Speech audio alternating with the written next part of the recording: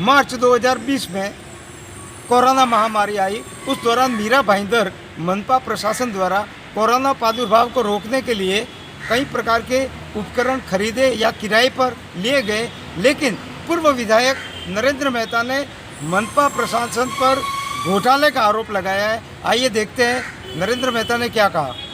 हम भ्रष्टाचार नहीं बोल सकते, उसे घोटाला ही कहेंगे, एक स्कैम ही कहेंगे इसे। एक बहुत बड़ा स्कैम जो है वो नज़र में आया। पिछले मार्च से लॉकडाउन लगा और उस दौरान बहुत सारे जो कोविड के नाम के ऊपर गड़बड़ी हुई वो आपके सामने रखने आया। आप सभी जानते हैं कि कोविड के चलते पूरा शहर में जब लॉकडाउन लगा तब नगर पालिका कॉरपोरेशन की महासभा से लेके स्टैंडिंग लेके सब बंद। और जब ऐसी आपत्ति आती है तो जनरल बॉडी के और स्टैंडिंग के सारे अधिकार जो है वो कमिश्नर को सरकार ने दिए थे और कायदे में भी प्रोविज़न है कि 67 के अंदर उसका वापर वो कर सकते हैं। इमरजेंसी में किसी के अप्रूवल की ज़रूरत नहीं। पिछले एक साल के अंदर बहुत बार महासभा भी हुई और स्टैंडिंग कमेटी भी हुई, लेकिन कभी भी कोविड के काम के लिए ना वो बॉडी के सामने आए, ना स्टैंडिंग के सामने आए, ना लोक प्रतिनिधि के सामने आए।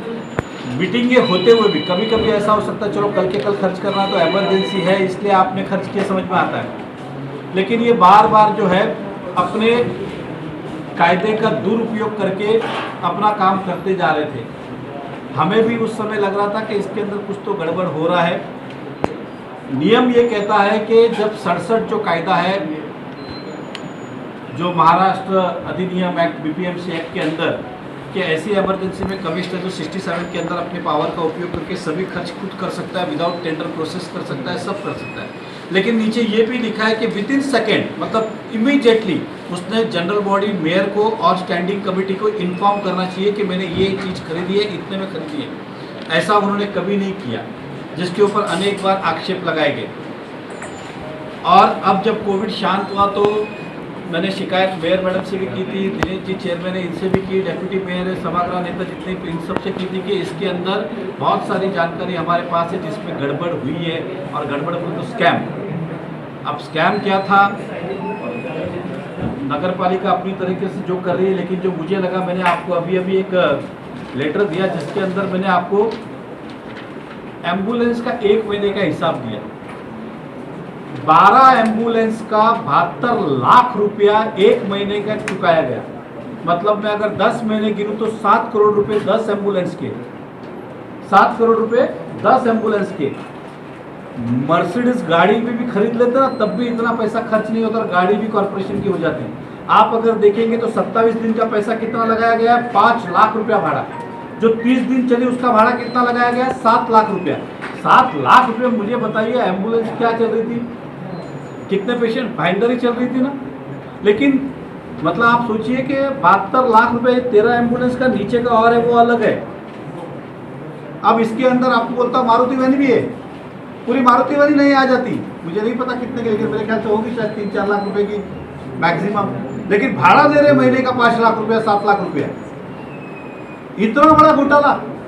मतलब आप सोचिए 10 एम्बुलेंस अगर कॉर्पोरेशन खरीदती, आप समझ के चलिए, तो 60-70 लाख में नहीं आ जाती, सब न्यू ब्रांड। लेकिन महीने का भाड़ा 72 लाख रुपया, 10 महीने का अगर दिया है तो 7.5 करोड़ रुपया। कहाँ 70 लाख में खुद की कॉर्पोरेशन की एम्बुलेंस हो सकती थी, कहाँ भाड़ा दिया गया। ये सबसे बड़ा स्कैम इसे कहते हैं। क्या कॉर्पोरेशन को आम आदमी को समझ सकता है ना। अगर आप भी अगर एग्जाम्पल वगैरह कहीं अगर गाड़ी भाड़े पे लेके जा रहे हो और समझो आपको अपने गांव जाना है और बोलेंगे गाड़ी 10 लाख की नई गाड़ी है तो भाड़ा भी 10 लाख, तो आप भी बोलेंगे इससे क्या नहीं ले लूँ, और ये हमारी हो जाती, ये तो वापस लेके भी चला गया। दूसरी सबसे बड़ी बात, ये एम्बुलेंस कोई न्यू ब्रांड नहीं थी, सारी जूनी पूरी खटारा एम्बुलेंस भी थी इसके अंदर, उसका भाड़ा 70 लाख रुपया। ये कितना बड़ा एक घोटाला किया है। क्या ये कोई भी बच्चा भी देख के समझ जाएगा, आप भी समझ सकते हो ना। 7 लाख रुपया कोई भाड़ा होता है एक गाड़ी का। आप किसी खरीदी और बहुत सारी चीजें भाड़े पे ली। मैं उदाहरण के तौर पे देता हूं कि आपको कॉरपोरेशन ने बहुत सारे बेड जो है परचेस किए, तो परचेस की प्राइस क्या थी अपने रिकॉर्ड पे, आंकड़े कितने परचेस किए मेरे पास नहीं, लेकिन अमाउंट पता है। 2400 रुपये में एक बेड खरीदा, जो पलंग बोलते हैं ना, 2400 में खरीदा एक बेड जो खुद का है। अब वापस कोरोना चालू भी हुआ तो गोडाउन में पड़ा, फिर से वो बेड लगा भी सकते। और दूसरी तरफ बड़ी मात्रा में भाड़े पे लिए, उसका भाड़ा दिया 12,000। कितना? 2400 में खुद का खरीदा और कुछ जगह पे भाड़े पे लिया 75 दिन के लिए। कितना दिन? 75 दिन। उसका भाड़ा चुकाया 12,000 रुपया। 12,000 2400 में नया आ रहा है और 12,000 भाड़े पे, जिसके अंदर वो भी वापस लेके गया। ये उदाहरण बेड पे मैंने कहा। ये मैं आपको आंकड़े के साथ लिस्ट दे रहा हूँ। ये पार्टली लिस्ट है। अब हम उसके अंदर बहुत सारी चीज़ों में जाने वाले हैं। इसके अंदर बहुत गड़बड़ है, बहुत। मैं एग्जांपल देता हूँ कि नर्स के लिए जूनी रिवॉल्विंग चेयर बैठने के लिए दी थी, जो टेम्परेरी थी 90 दिन के लिए, जो डोम निकला था ना 90 दिन। चेयर नहीं 2,500 में आती है, उसको भाड़ा दिया 5,500। 5,500 भाड़ा, वो भी जूनी चेयर,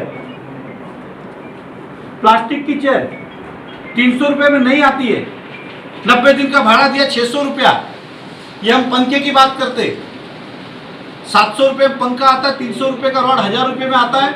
इसका भाड़ा दिया गया 3,500 रुपये 90 दिन का। 3,500। जो पेडेस्टल फैन आते हैं, जो वो 2,500 के आते, उसका भाड़ा दिया गया 5,500।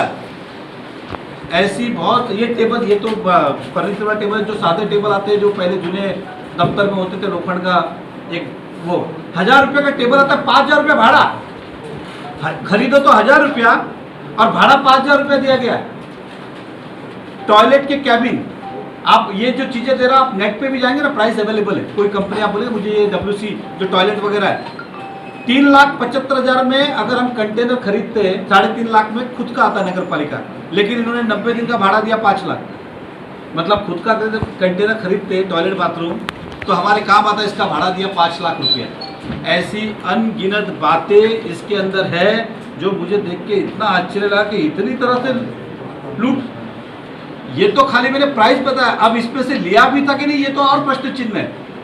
पैसा चुकाया गया, भुगतान किया गया, डोम तो कभी चालू ही नहीं हुआ, आपको ही पता है, लेकिन इसका भुगतान किया गया।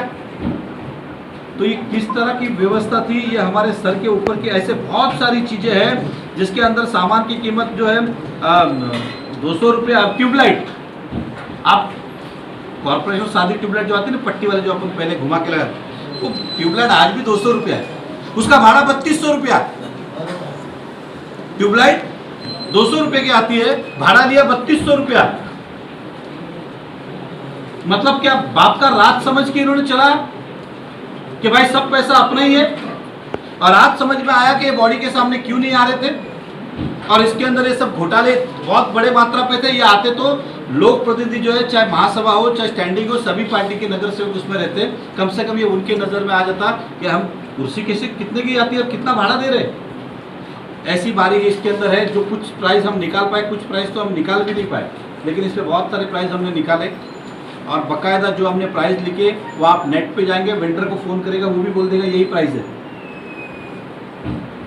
मतलब भाड़ा ज़्यादा, और ज़्यादा एक बार सामान भी हो ना, 10,000 भाड़ा और 10,000 की चीज़ ओके। यहाँ 10,000 मतलब 10,000 की चीज़ और 40,000 भाड़ा। मेरे को ट्यूबलाइट का तो आश्चर्य ही लगा। एक वैसी लाइट और दूसरी में 400 रुपये की लाइट है, 2,200 रुपये उसका भाड़ा।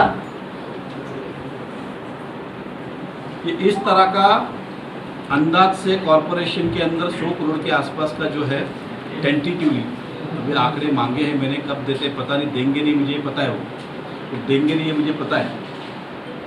आपको बोलता हूँ, टूथपेस्ट से लेके, तेल से लेके, उस सब के अंदर इन्होंने गड़बड़ किया, PPE किट से लेके उस समय, ये आपको ही पता है। लेकिन ठीक है, हमारे पास ये आंकड़े कभी देते नहीं थे। आज हमने होमवर्क किया तो इतनी जानकारी हमें मिली है, और मुझे लगता है एक दिन के लिए इतनी जानकारी बहुत है। देखिए, कोई भी समझदार व्यक्ति होगा, इसमें से ऐसी बहुत सारी चीज़ें हैं, चाहे वो राठौड़ साहब IAS ऑफिसर होंगे या ढोले साहब होंगे, जो अपने घर में कभी ना कभी खरीदा होगा, अपने घर में।